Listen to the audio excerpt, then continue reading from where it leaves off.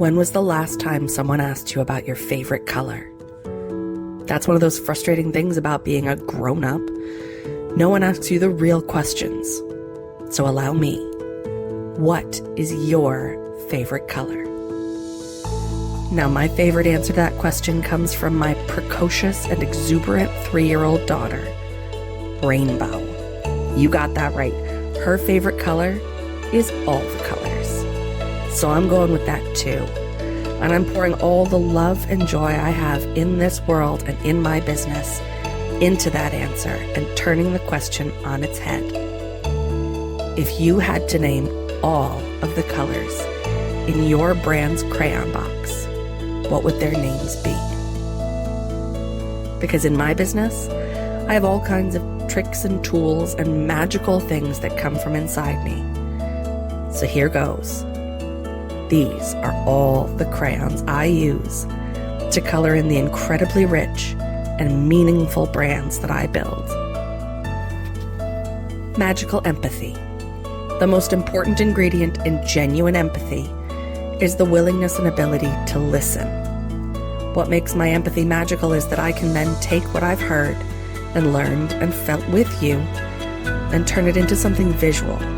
We chat, I ask questions, I see into your heart and into your future, and we figure out what happiness and brand satisfaction would feel like for you. That is magical, and that is at the heart of everything I do. Brand therapy. Answering the question, what do I want, is so hard. So hard that most of us shove that question under the rug and choose to focus on the easier stuff like, what do other people do? Or who can I follow or copy or emulate so I don't have to figure it out for myself? And that's okay. Well, it's okay for a while. Following in other people's footsteps is a great way to get you started. But real brand growth happens when you face your fears and answer the hard question. So, what do you want? I use art therapy and brand-defining exercises to create a safe, constructive space for you to find your answer. Brand strategy. It's one thing to feel all the feelings, which we will absolutely do, but then how do we take all that introspection and realization and turn it into something productive? Strategy, that's how.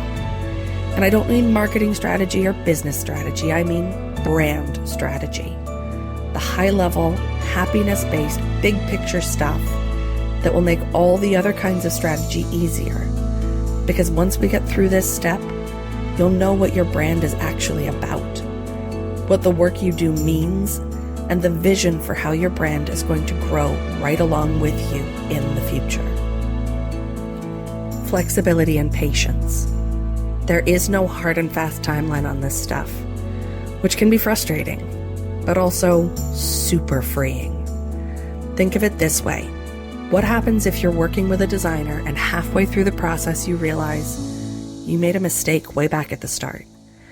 How can you be 100% sure you know what you want out of a brand design update when you don't even know what you want out of life yet?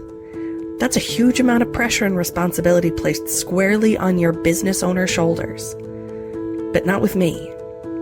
With me, everyone's path looks different. Sometimes you need to take a handful of steps in one direction just to see what you don't want. So no pressure. The finish line is going to be beautiful no matter what. So it's okay if we have to take a couple detours and wrong turns to get there.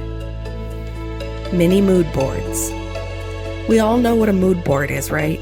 A collection of pictures, images, things that are supposed to make you feel something.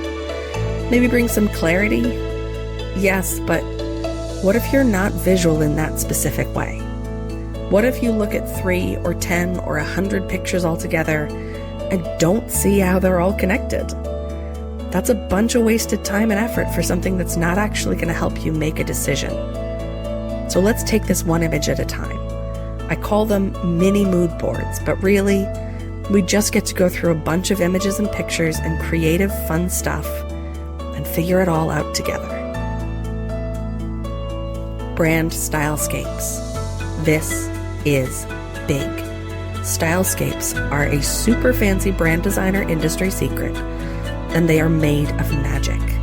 Once we've worked through all the emotional stuff and talked through the strategy, moody stuff, then even gone through the sketching process to start to make this brand new thing of yours tangible and real, that's when stylescapes come in. At this point, we're typically narrowed down to 3 to 4 of the top contenders for your new logo, and instead of me just saying, pick one, I put together big, beautiful worlds of visual context to help make that very difficult decision way easier. Kindness and joy. I am kindness embodied. I believe in joy as a life mission. And not just for me, for everyone. I started out in graphic design because I wanted to help people. After a decade of working and building and just giving people what they want, design-wise, I realized that the actual path to happiness starts way back before we even touch the design part of branding. Your joy should be at the center of the brand we're building together. That feeling of excitement that hits you right when you get out of bed in the morning and fuels you through the days, weeks, months, years of business owning and brand growth. That is what we're going for. Joy. And kindness, well, that's the center of my brand. That's what brings me joy. Brand activation. Imagine what it would feel like to already have some of the post-rebrand to-do items crossed off the list before we've even finished your brand update. Feels impossible, right? Wrong. Not impossible, and very real. In the final stages of polishing up the design, we're going to start to answer some big questions together. What should I do with my website? How can I show up on social? How do I update all my content to fit with the rebrand? Do I need swag? What even is swag? You're not going to get the whole answer from me, but you'll get a hugely productive nudge in the right direction. Your brand in the real world. Get ready. Training and support. In the past, you've probably worked with a designer, maybe even a brand designer. As a breed, we love to create. We love to make something from nothing and find creative solutions to all kinds of problems. That's all built into the designer DNA. But what happens after all the exciting stuff is over? I used to just hand people a pack of logo files and some info on colors and fonts and call it a day. Job done, on to the next.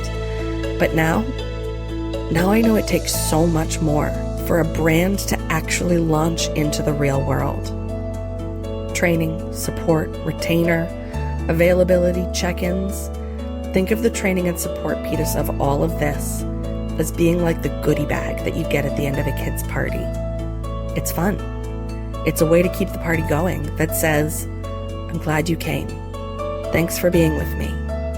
Here's what's next. So I guess that's all to say that no matter what, if you're in my life, get ready for the whole rainbow. Because all these colorful creative tools live inside of me and inside of my work. It's beautiful and it's mine, and I can't wait to share it with you. What's in your crayon box?